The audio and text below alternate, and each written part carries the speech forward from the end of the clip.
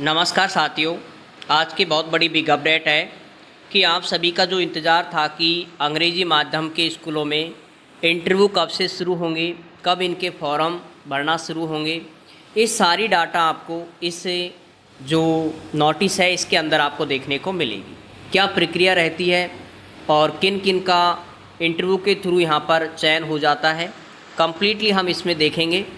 सबसे पहले आप यहाँ पर देख रहे हो इसकी जो विज्ञप्ति है वो जारी की हुई है। राजस्थान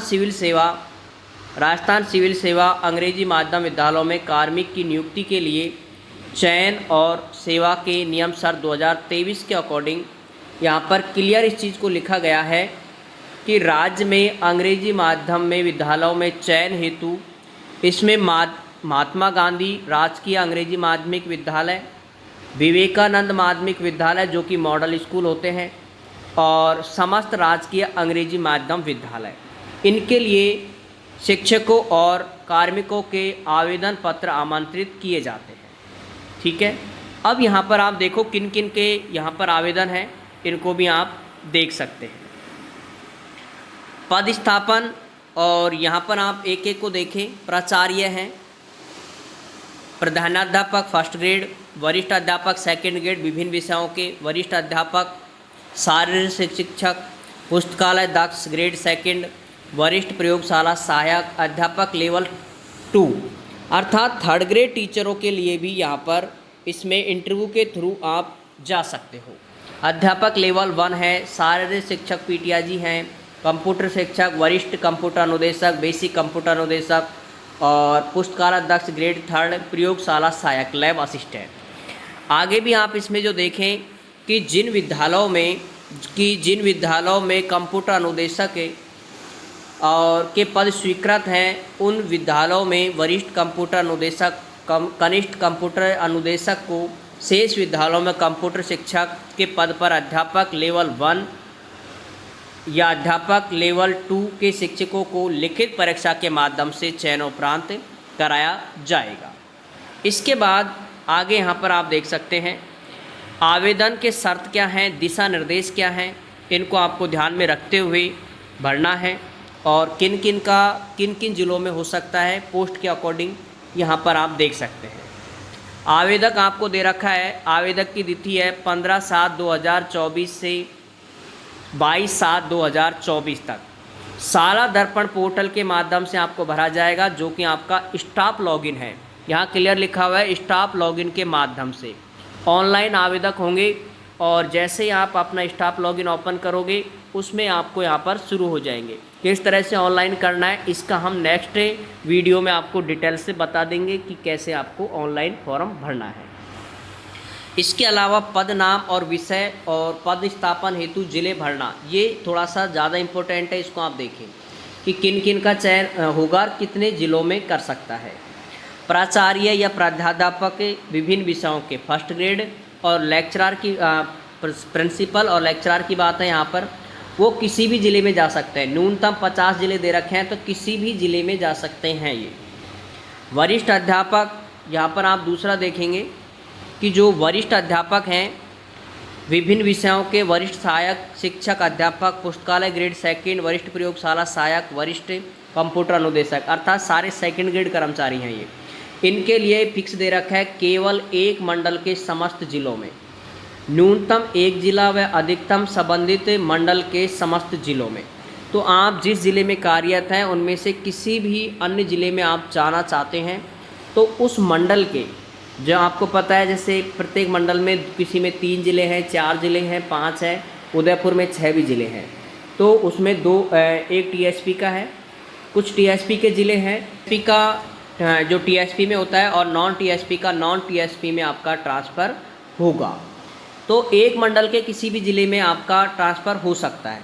इसके अलावा लेवल जो थर्ड ग्रेड है उसमें आप यहाँ पर देख सकते हो अध्यापक लेवल 2 अर्थात थर्ड ग्रेड टीचर की बात कर रहा है ये, अध्यापक लेवल 1 और शारीरिक शिक्षक पीटीआजी, पुस्तकालय अध्यक्ष, इनकी अधिकतम 5 जिलों में।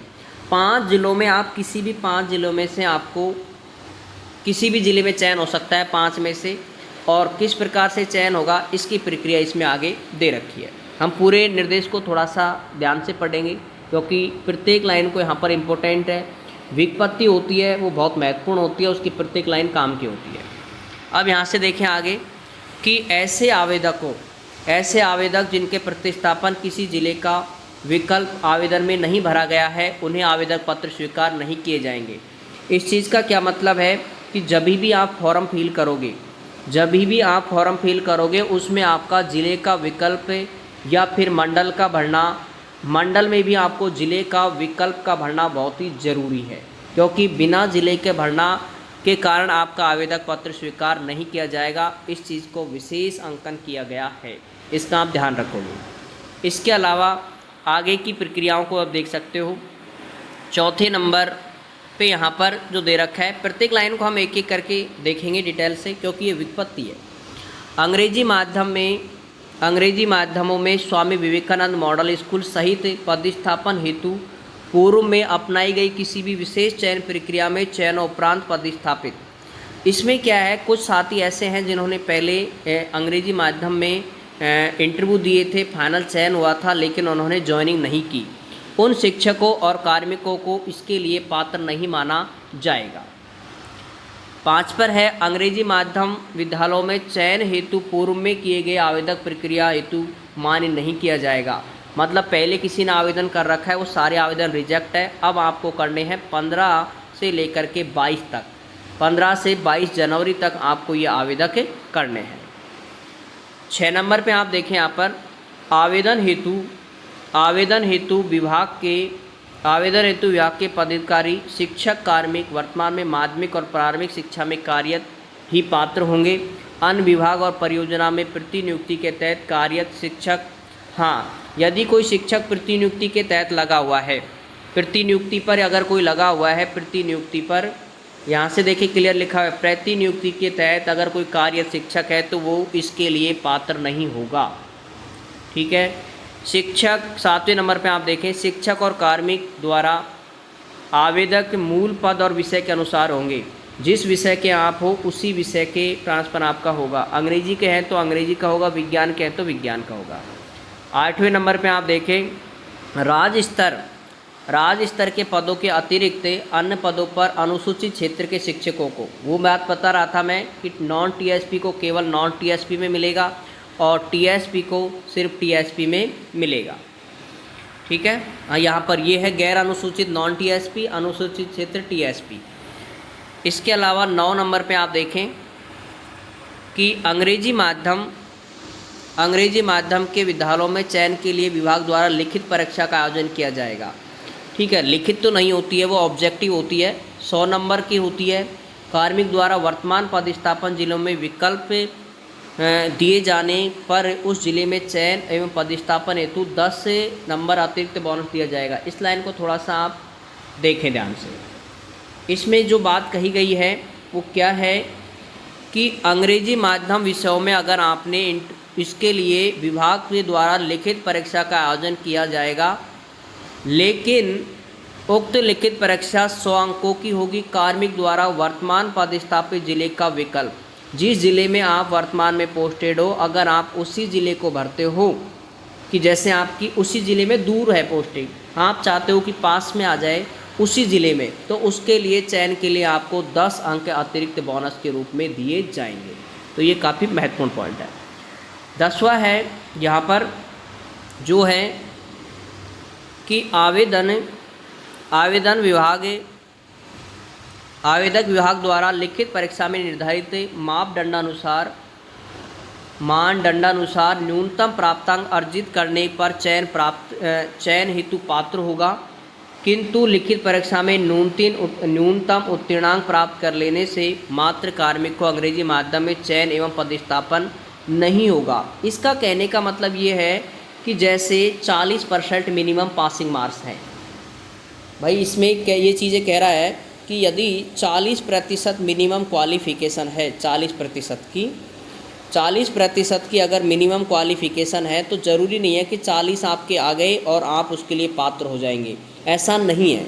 पात्र के लिए आपको यहाँ पर विभाग द्वारा रिक्त पदों में, यहाँ विभाग द्वारा क्लियर लिखा हुआ है, विभाग द्वारा रिक्त पदों में विभाग द्वारा रिक्त पदों की उपलब्धता के आधार पर और आवश्यकता अनुसार ही आपका चयन किया जाएगा। अर्थात यदि सीट खाली होंगी तो आपका चयन होगा, अन्यथा नहीं होगा। ये बात इसने क्लियर कही है। 11वें नंबर पर है यहाँ पर कि चयनित कार्मिकों के पदस्थापन के लिए मूल पद विषय के अनुसार ही अंग्रेजी माध्यम में उसी रिक्त पद पर जाएगा वो। और 12वें में है पदस्थापन हेतु अंतिम रूप से चयन के लिए राज्य मंडल जिला स्तर पर सक्षम चयन समिति के द्वारा विभागाध्यक्ष के अनुमोदन के उपरांत ही किया जाएगा। अर्थात इंटरव्यू का भी प्रावधान है। ठीक है, इंटरव्यू का भी प्रावधान इसके अंदर रहेगा। नेक्स्ट इसमें आगे है जो है वो है 13 और 14 नंबर पे आप देख सकते हैं। चयनित कार्मिकों के विद्यालय पदस्थापन ऑनलाइन काउंसलिंग प्रक्रिया की जाएगी। जो भी आपकी होगी प्रक्रिया वो सारी ऑनलाइन प्रोसेसिंग होगी के तहत होती है। विद्यालय वार में पदवार रिक्त की सूची काउंसलिंग से पूर्व प्रकाशित की जाएगी। इसने एक चीज़ लिखी है कि आपको जो विद्यालयों की खाली स्थानों की जो सूची मिलेगी वो आपको कब मिलेगी, खाली स्थानों के लिए वो आपको मिलेगी। यहाँ पर क्लियर लिखा है विद्यालय और पदवार रिक्त पदों की सूची काउंसलिंग से पूर्व प्रकाशित की जाएगी। जिस दिन आपकी काउंसलिंग होगी उससे पहले आपको ये चीज़ें कि कौन से ज़िले में कितनी सीटें खाली हैं इसका भी आपको जानकारी मिलेगी। इसकी भी आपको जब भी डलेगी काउंसलिंग की सूचना, ये सूची वो आपको यहाँ पर यूट्यूब पे या फिर टेलीग्राम ग्रुप पर आपको ये सूचना मिल जाएगी, लिस्ट मिल जाएगी कंप्लीट। चयन प्रक्रिया देखो किस तरह से यहाँ पर स्कूलों में आपको पोस्टिंग होगी। सीधा यहाँ से देखें आप कि लिखित परीक्षा, यहाँ पर लिखित परीक्षा के पाठ्यक्रम एवं परीक्षा योजना का विवरण निम्नानुसार है। समस्त पदों के लिए अधिकतम अंक 100 अंकों के होंगे। समय 90 मिनट का रहेगा। न्यूनतम आपको 40 अंक चाहिए और प्रश्नों की संख्या टोटल 100 होगी। प्रश्नों की संख्या टोटल होगी यहाँ पर 100। ये यहाँ पर होंगे। स्पष्ट लिखा हुआ है कि सभी प्रश्न कैसे होंगे, बहुविकल्पी प्रकार के। ऑब्जेक्टिव प्रश्न होगा, नकारात्मक अंक उनके अंदर होगा, 1/4 अंक उनसे काटे जाएंगे। तो ये चीज़ यहाँ पर होगी। इसके अलावा आपकी परीक्षा कहाँ पर होगी ये भी यहाँ पर क्लियर लिखी हुई है। परीक्षा केंद्र कहाँ पर होगा कि संबंधित जिले में निर्धारित परीक्षा केंद्र पर आपकी परीक्षा ली जाएगी, जिसकी सूचना भी आपको प्रत्यक्ष से समय पर दी जाएगी। ये सारी अपडेट आपको समय समय पर यहीं पर मैं आपको देता रहूँगा। कब आपके यहाँ पर एग्ज़ाम है, कब आपके काउंसलिंग की जाएगी और कितनी खाली सीटों की लिस्ट है, ये सारी आपको अपडेट यहाँ पर मिलती रहेगी। इसके अलावा यहाँ पर कुछ पाठ्यक्रम भी है जिसको भी आपको ध्यान में रखते हुए काम करना है। अंग्रेजी भाषा के दक्षता से संबंधित प्रश्न माध्यमिक स्तर के प्राचार्य पद की बात कर रहा है ये, ठीक है, प्रिंसिपल। इसके बाद तो इसमें 70 प्रश्न आएंगे आपके अंग्रेजी माध्यम के, ठीक है। इसके बाद नेतृत्व एवं प्रशासन के आएंगे 15%, विभागीय योजनाओं के भी 15%, टोटल प्रश्न 100 हैं। शेष समस्त पदों के लिए बाकी के सभी पद हैं, चाहे लेक्चरार हो, चाहे वो 2nd ग्रेड हो, 3rd ग्रेड हो, इन सब के लिए अंग्रेजी के आएंगे 80% और 20% आपको विभागीय योजनाओं के, जो कि विभाग में क्या क्या योजनाएं चल रही हैं इनके बारे में आपसे प्रश्न पूछा जाएगा। बाकी हम कच्चा ऐसे पाठ्यक्रम पर बाद अगले वीडियो में या नेक्स्ट वीडियो में जो भी है उसमें विस्तृत चर्चा करेंगे, कैसे क्या पाठ्यक्रम रहता है, किस तरह के प्रश्न आपको पूछे जाते हैं। अन्य यहाँ पर निर्देश देखें कि परीक्षा से संभावित तिथि से प्रत्यक्ष से अवगत कराएंगे आपको। परीक्षा केंद्र तक जाने में आवेदनकर्ता कार्मिकों को किसी प्रकार का यात्रा भत्ता नहीं देगा, जैसे इलेक्शन में देता है तो इसमें नहीं देगा।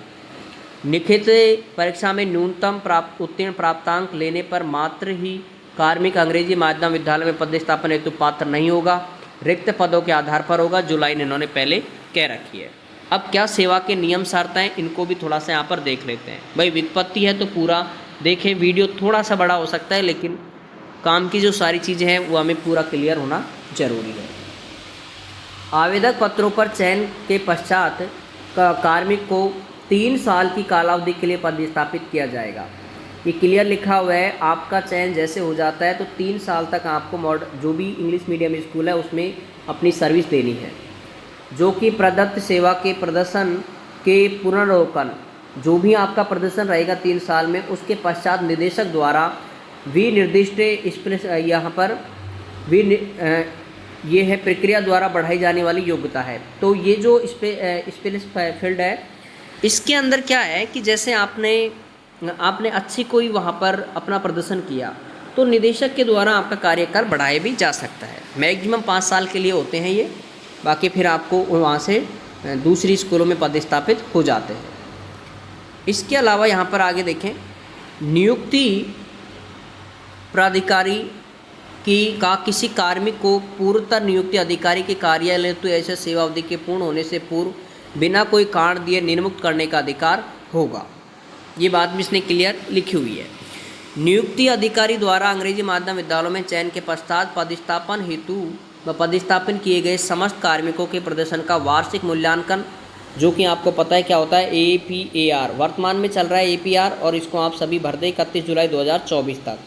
निदेशक द्वारा समय समय पर वृद्धनिष्ठ उसकी जांच की जाती है और उसके बाद ही आपका कार्यकाल आगे को बढ़ाया जाएगा 3 साल के बाद में, या फिर समय समय पर आपकी निदेशक महोदय द्वारा ये जांच होती है, और यदि आपका प्रदर्शन अच्छा नहीं रहता है तो आपको पुनः आपके हिंदी माध्यमों में भी प्रविष्ट किया जा सकता है। इसके अलावा तीसरे जो नंबर है उसके अंदर भी यहाँ पर आप देखें, जैसे ही अंग्रेजी माध्यम के विद्यालयों में चयन के पश्चात पदस्थापन कार्मिक को मूल संवर्ग में किसी उच्चतर पद पर पदोन्नति किया जाता है तो उसके पदोन्नति पर स्थापन के लिए प्रतिवर्तित साझा किया जाएगा। अंग्रेजी माध्यम विद्यालयों में पदस्थापन के लिए वांछित अर्हताएं रहने की दशा में नियुक्ति पदाधिकारी पदोन्नति कार्मिक का किसी भी अंग्रेजी माध्यम में रिक्तियां और आवश्यकता अनुसार पदस्थापन का प्रतिनिधान भी निश्चित किया गया है। देखो इसमें यह है कि आपका यदि जैसे जैसे प्रमोशन होता है, ये इसमें भी आपका प्रमोशन होगा। अंग्रेजी माध्यम विद्यालय हेतु चयनित कार्मिकों को उसके पद और विषय के अनुसार ही संपूर्ण राज्य में अंग्रेजी माध्यम के विद्यालयों में पदस्थापित किया जाएगा। संबंधित अभ्यर्थी वार्षिक वरिष्ठता पदस्थापन उक्त परिवर्तन से अप्रभावित रहेगा। ये बात काफ़ी महत्वपूर्ण है इसकी, और इसको हम थोड़ा सा एक्सप्लेन कर देते हैं। ये चौथी लाइन है, ये तीसरे का इसमें व्याख्या कर रही है एक तरह से कि यहाँ पर संबंधित अभ्यर्थी की वास्तविकता वरिष्ठता पदस्थापन में उक्त परिवर्तन में अप्रभावी रहेगी।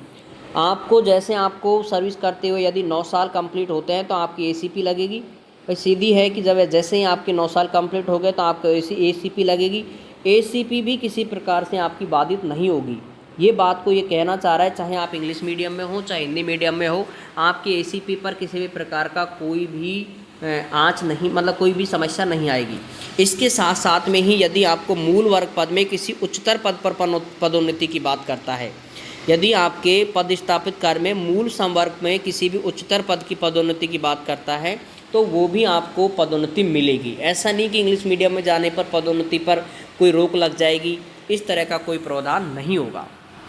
5वें जो है पॉइंट, उसमें आप यहाँ पर देख सकते हैं, ऐसे पदों पर कार्यरत कार्मिकों के मामलों में जिसकी वरिष्ठता एवं अन्य रेंज जिले के अधिकारी क्षेत्र में अंग्रेजी माध्यम विद्यालयों में चयन के पश्चात रेंज जिला स्तर पर ही बनी हुई है, संबंधित अभ्यर्थी की वरिष्ठता मूल रेंज या जिले में संरक्षित की जाएगी। ये अग्रिम पदोन्नति के लिए मूल रेंज जिले में धारणा दायर करके हकदार होंगे। ये वरिष्ठता की बात करता है, जो कि आपको जिले के आधार पर, देखो वरिष्ठता आपको पता है जिन साथियों को कि वरिष्ठता की जो सूची बनती है सबसे पहले बनती है ज़िले के आधार। पहले तो वैसे तो तहसील स्तर पे बनती है, वो एक ब्लॉक लेवल पर जो वो बनती है, वो पहले तो ब्लॉक लेवल पर बनती है, उसके बाद में ज़िला लेवल पर बनती है, ठीक है। उसके बाद में आपकी संभाग स्तर पर बनती है, जो कि मंडल स्तर पर आप कह सकते हो, ठीक है। और फिर आपको कम्प्लीटली एक पूरी ओवरऑल राजस्थान के आधार पर बनती है। तो ये तीन चार प्रकार से आपकी सीनियरिटी की लिस्ट बनती है। तो ये कहना चाह रहा है कि जहाँ पर आप पदस्थापित रहोगे, आपकी उसी ज़िले के बेसिस पर आपको सीनियरिटी आपकी ऐसे कैसे रहेगी। 6ठे नंबर पे आपको यहाँ पर है कि ऐसे पदों के मामले में जहाँ वरिष्ठता और रेंज जिला स्तर पर संधारित है, परीक्षाधीन का यहाँ पर है परिवीक्षाधीन परिवीक्षाधीन व्यक्ति अंग्रेजी माध्यम विद्यालयों में चयन के पश्चात अन्य रेंज जिले में पदस्थापित हैं। ऐसे परीक्षा काल को सफलतापूर्वक समाप्त होने के पश्चात स्थायीकरण उसके मूल रेंज या जिले जहां अंग्रेजी माध्यम विद्यालय में पदस्थापन हेतु होने से पूर्व उसकी वरिष्ठता संधारित है कि पूर्व नियुक्त अधिकारी द्वारा किया जाएगा। ऐसे कार्मिक को हिंदी माध्यम विद्यालय में प्रतिवर्तन के उपरांत पदस्थापन के लिए पूर्व नियुक्त अधिकारी को सुपुर्द किया जाएगा। ये काफ़ी महत्वपूर्ण पॉइंट है प्रोबेशन काल के लिए। प्रोबेशन काल के कार्मिकों के लिए सबसे महत्वपूर्ण पॉइंट है आपका 6 नंबर का, जिसे हम एक बार और अगेन देखेंगे। देखो इसमें क्लियर लिखा है कि परिवीक्षाधीन प्रशिक्षार्थी या परीक्षिका व्यक्ति अंग्रेजी माध्यम विद्यालयों में चयन के पश्चात एवं अन्य रेंज जिले में पदस्थापित होने पर यदि वो दूसरे जिले में पदस्थापित हो जाता है तो परीक्षा काल के सफलतापूर्वक प्राप्त होने के पश्चात स्थायीकरण उस मूल रेंज जिले जहां अंग्रेजी माध्यम में पदस्थापित होने से पूर्व उसकी वरिष्ठता संधारित की गई थी। यहाँ पर यह है कि आप जैसे आप अभी वर्तमान में जयपुर ज़िले में हो, ठीक है, अगर जयपुर ज़िले में हो, वर्तमान में जयपुर मंडल में हो, जयपुर ज़िले में हो, यहाँ पर आपकी जो वरीयता में जो आपकी वरिष्ठता में जो लिस्ट में जो नाम है आपका, वही आपका चाहे आप कोई से भी ज़िले में आपका ट्रांसफ़र होता है। यदि आपके कोटा ज़िला में आपका ट्रांसफ़र करवाते हो तो कोटा ज़िले में भी आपकी वरिष्ठता वही रहेगी जो आपकी कहाँ पर थी, जयपुर ज़िले में, ठीक है। अर्थात जो आपकी जयपुर मंडल में वरिष्ठता है वही आपकी कहाँ पर रहेगी, कोटा मंडल में। ये नहीं कि अंग्रेजी माध्यमों में वरिष्ठता का लॉस होगा, जबकि साधारण आप ट्रांसफ़र करवाते हो उसके अंदर वरिष्ठता का लॉस हो जाता है, ठीक है, सीनियरिटी का लॉस हो जाता है, लेकिन इसमें ऐसा प्रावधान नहीं किया गया है। 7वें नंबर पर है कि यहाँ पर कि नगरीय एवं निगमों क्षेत्रों में पदस्थापन के लिए पात्र नहीं होंगे। इसको थोड़ा सा देख सकते हैं। राजस्थान स्वैच्छिक ग्रामीण क्षेत्र नियम 2010 के पदाधिकारी जो नगरीय निगम क्षेत्रों में पदस्थापन है वो इसके लिए पात्र नहीं है। काउंसलिंग के समय आवेदक पत्र कार्मिक को निम्नलिखित लिखित सहमति देनी होगी।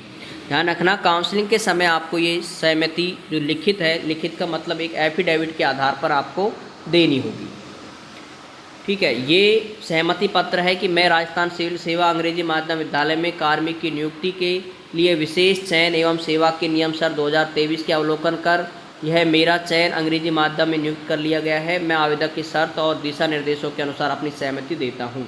ये एक एफिडेविट आपको बनवाना पड़ेगा। ये सादा पेज पे के लिए कहा है इसने, 50 रुपये की बात नहीं करता है स्टाम्प पेपर की। सिंपल पेज पर ही आपको ये देनी है, सिंपल पेज पर ही आपको ये बना करके और नीचे अपने साइन करके देनी है। तो ये आपका रहेगा साथियों। और आवेदक की तिथि आपको मैंने कंप्लीट बता दी है। निश्चित रूप से आपको मैंने प्रत्येक चीज़ समझाने की कोशिश की है, और बाकी जैसे भी इसकी आगे की प्रक्रिया होगी और फॉर्म किस तरह से भरा जाएगा इसके बारे में भी हम चर्चा